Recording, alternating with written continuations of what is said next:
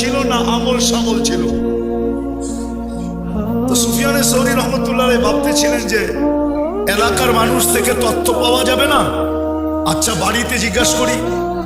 তো বাড়ি যায় জিজ্ঞাসা করছে লোকটা কি আমল করতো। তো বলছে না, সাধারণ ছিল। তো উনি একটু নৈরাশ হয়ে ভাবতেছিলেন যে বাড়িওয়ালাদের থেকেও পাইলাম না, আচ্ছা দেখি গোপন ভাবে আর স্ত্রীর থেকে কোনো খবর নেওয়া যায় কিনা। অনেক কিছু থাকে যেটা জামাই বউই জানে আর কেউ জানে না, ঠিক না?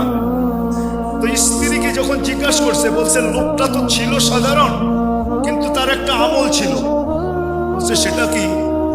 কোরআন পড়তে জানতো না, কিন্তু ডেলি কোরআনকে নিত আর পৃষ্ঠা উল্টাইতে থাকতো আর চোখের পানি ঝরাইতে থাকতো আর বলতে থাকতো হাদা কালাম রব, এটা আমার রবের কালাম।